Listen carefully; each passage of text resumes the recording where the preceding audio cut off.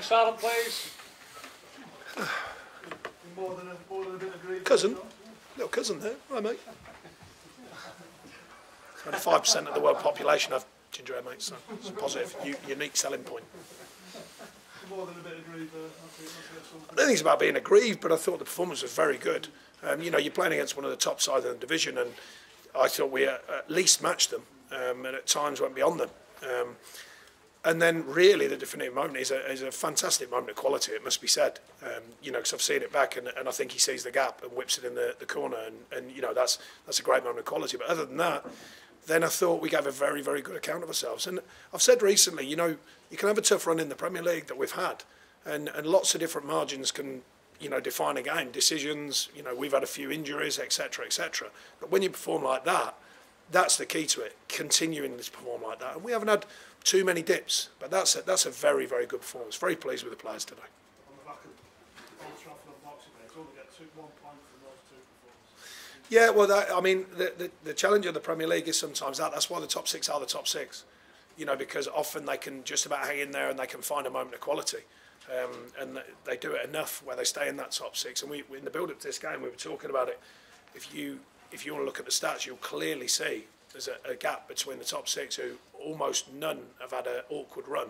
Every single club outside that top six has had a tough run at some stage or another, and that clearly defines the league. And so when we perform like that against some of these superpower clubs, then I'm very, very pleased with how far we've come, you know, as a team. And I think we continue to move forward, including that performance today. You know, results are hard to come by, but you can't always measure everything on a result. Not as a manager. As a fan, of course, you do. But as a manager, you've got to look beyond the results sometime. And over this run we've had, I've been pretty pleased over a lot of performances, including that today. Still where you are, considering you have 107. Well, that shows how strong we were, you know, and how strong we continue to be in performances. And like I said, the margins are tight. You know, I mean, there's half a shout for a penalty today. Not that we're going to get one, because we haven't had one all season. So it's almost, I don't know who's a statistician in here, but that'll be an anomaly somewhere. You know, Vokesy gets someone, his shirt's getting pulled all over the place, Tarky's already been pushed over. Things like that, they can affect games like this. You know, getting on the right side of all them little decisions, they count over a game like this. And we didn't get on the right side of them today, but performance-wise, I was really, really pleased. And close to Aaron Lennon, is that something you can talk about? No, just we've been linked with a lot of people, which always happens this time of year. Possibilities and probabilities. Was that your main grumble? Because we could see you on the monitors having a word with the fourth official. Was the penalty incident?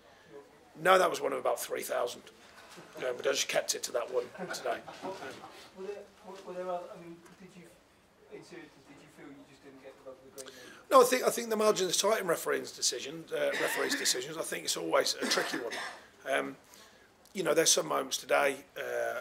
You know, which are strange to understand, because we, at the beginning of the season, we all get told the rules, you know, and what happens. And Jack Cork gets past Pogba, you can clearly see he's trying to pull his shirt, he doesn't get him, he then tries to bring him down, he doesn't get him, he then stands up, boots the ball away and gets nothing. But we're clearly told what the rules are on that, and then later on he gets booked and could be sent off. I don't want to see players sent off, by the way, make sure you put that, because I think some of the rules are crazy now. You know, I think just get on with the game is a big one for me. But what I'm saying is, over 90 minutes of that, if you're not getting the right side of some of them, and I thought there was a lot of soft things today that went against us rather than for us, they can all add up. But that's nothing really to do with the overall pattern of play today, but it is frustrating when it's happening and you're waiting for them margins, because as you saw today, the margins are tight. You know, Tarky's had just a yard, we've hit the bar, we've had a possible penalty, I think. You know, and all them margins over a game do count. So that's more what I'm overall looking at it.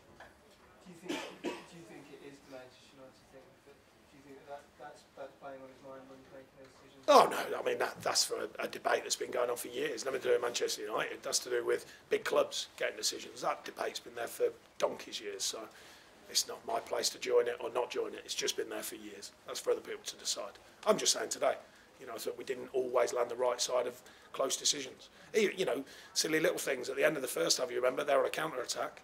He lets it play. And then a free kick at the end of the game, he blows a whistle. Who knows? We put that in the box, score a goal. Who knows?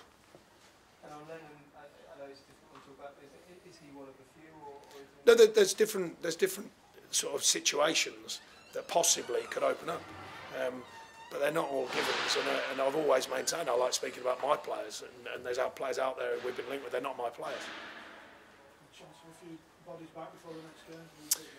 Well, hopefully, you know, we're still waiting on a couple, but we've got that 10 days now, so, you know, we'd like to think so, but you never know. You know, we'll have to wait and see.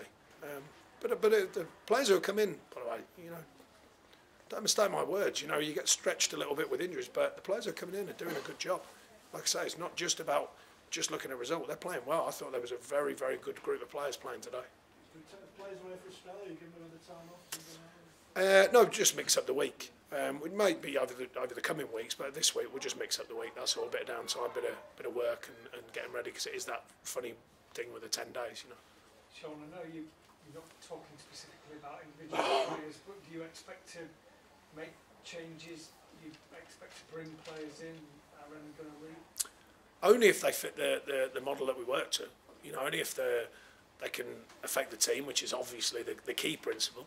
But they have to fit in the numbers. They have to fit in the way the club's ran. So that's the key to it. You know, it's we're in a good situation as a club, so therefore we've got to continue that and choose wisely.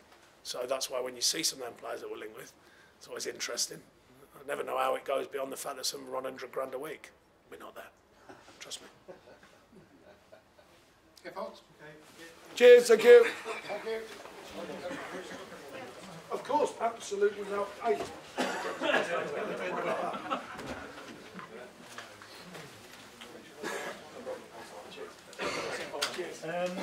Are you going to queue up?